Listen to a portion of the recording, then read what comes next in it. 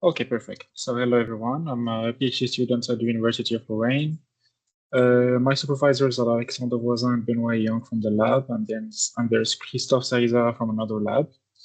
My topic is Federated Learning for Prognostics and Health Management. And yeah, I will dive into it. So about me, quickly, as I said, I'm a PhD student. I have 2 master's degrees, one from France and one from Morocco. And before coming here, I was a computer vision research and development engineer in 2022. And during my PhD, I did a mobility program where I spent 6 months in the Technical University of Munich. So to start, I will start with the contributions of the thesis. So basically, it's a research and innovation action project. It has 2 main contributions. The first is a scientific contribution which brings novelty to the literature, and the second one is an applicative contribution which will bring solution to the manufacturers. So to start with the scientific contribution, we are first looking at this remaining useful life prediction curve.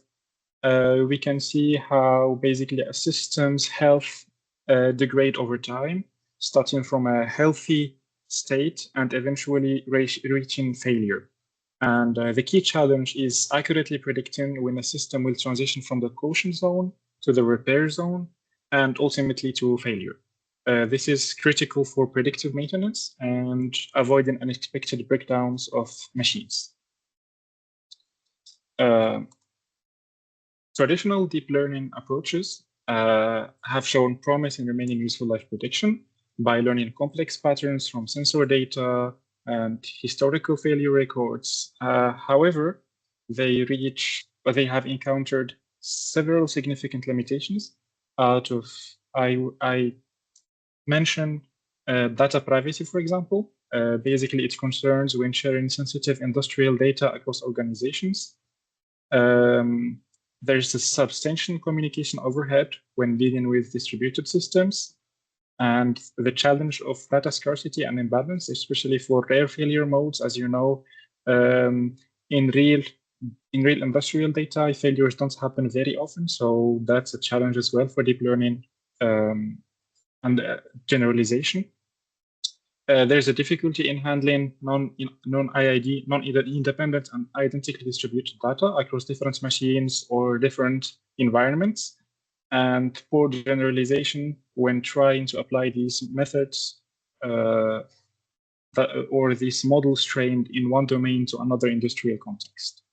So one of the solutions that we propose in this PhD is to basically use federated learning rather than centralizing all data in one silo. We basically use federated learning that allows us to train remaining useful life prediction models collaboratively across multiple sites while keeping sensitive data local.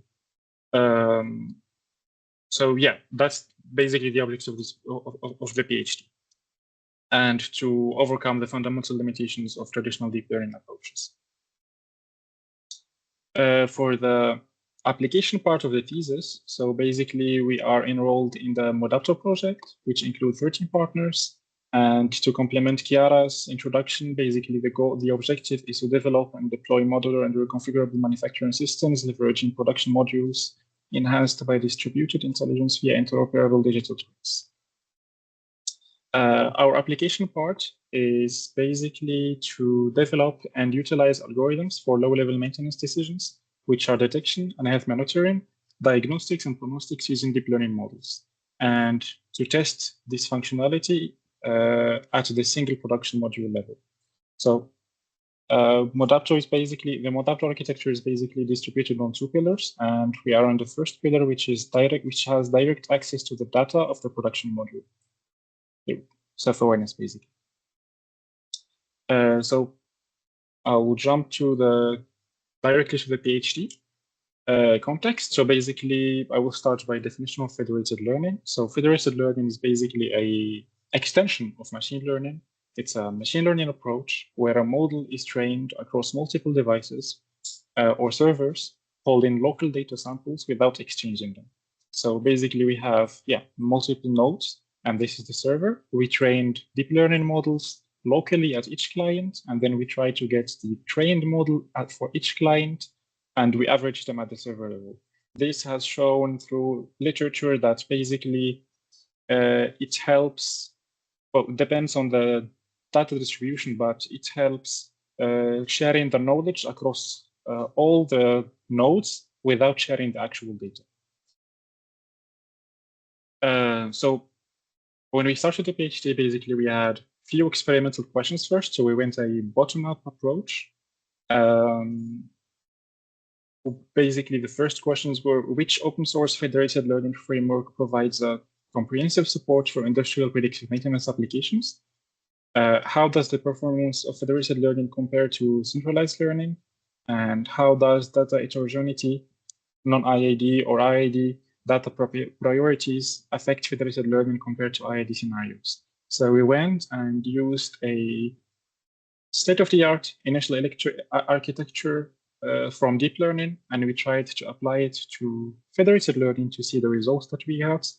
And we used the strategy, which is federated averaging. Basically, the strategy is what I explained here. It's the one responsible of how we gather the data, not the data, but the model parameters from all the nodes. So here, federated averaging is basically we take all the data, all the parameters from all the nodes, and then we average them and we redistribute them to the clients. For the data choice, we used the CEMAPS dataset, which is an aircraft engine simulation benchmark data that tracks sensor readings from healthy engines through to failure.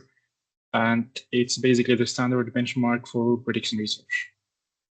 And here is our initial federated learning architecture. It's basically what I explained before. We have a server. We have multiple clients holding their local data and their local models, and we exchange model parameters, which are weights, losses, or gradients. And the training dataset is local to each client.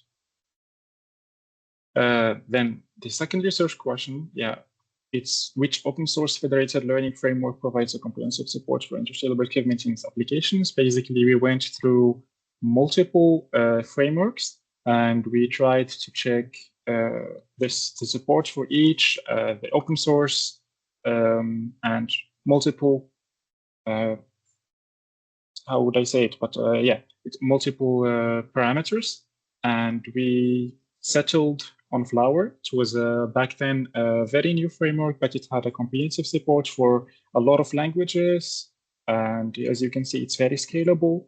It uses multi-node execution, communication agnostic. It doesn't take a lot of communication constraints. And basically we went with it. Sorry.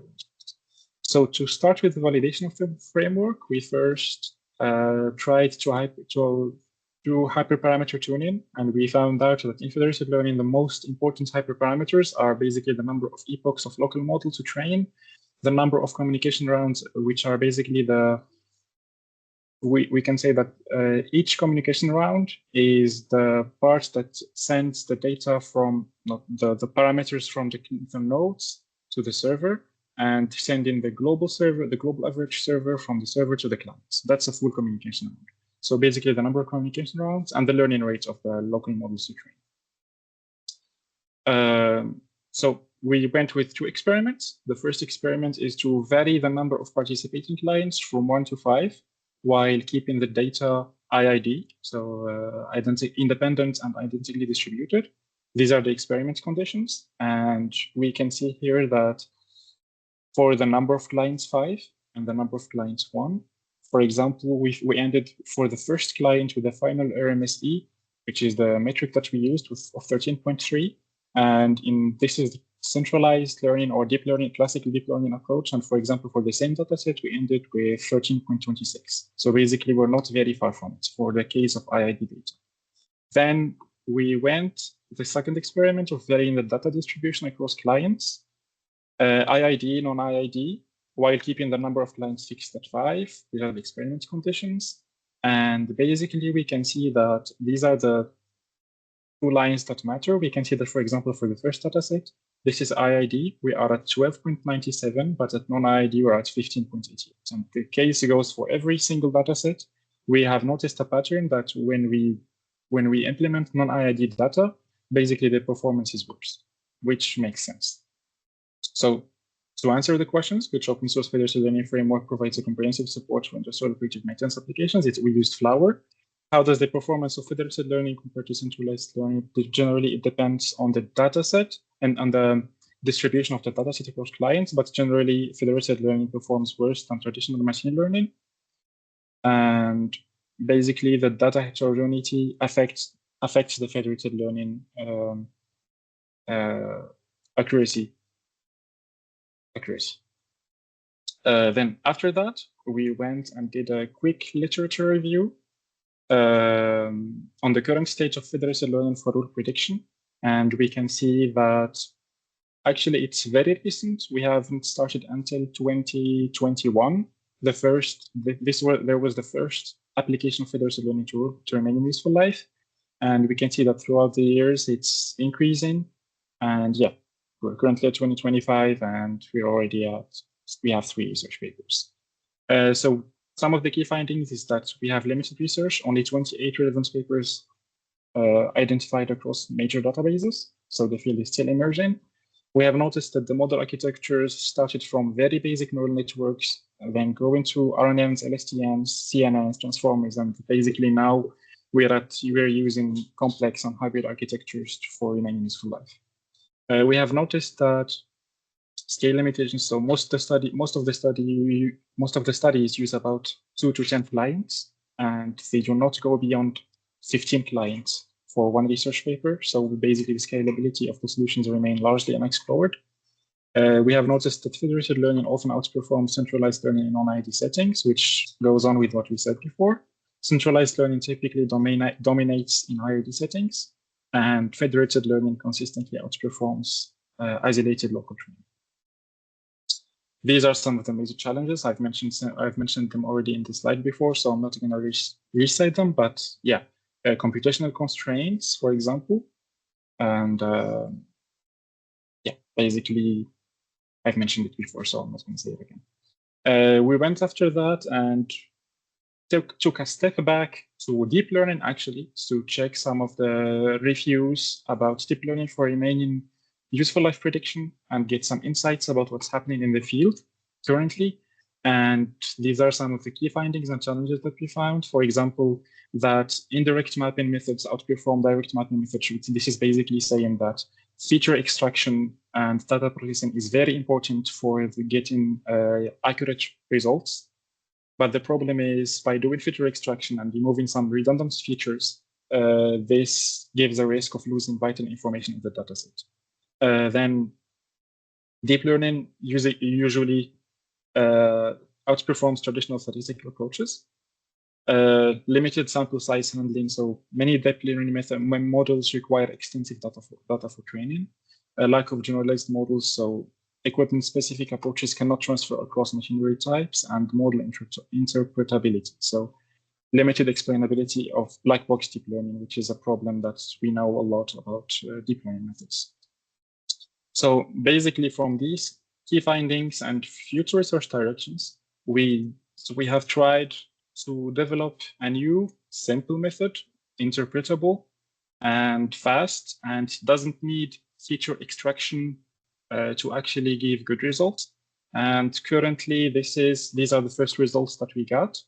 This is a comparison across state-of-the-art methods for deep learning methods across remaining useful life prediction, and we can see that our method, in our method, we get for the 4 datasets, 3 out of 4 are the best, and we get the best current results on the RMSE, average RMSE in the literature.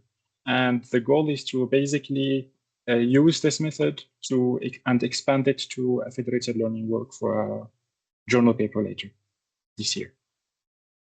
And that was it. Thank you so much.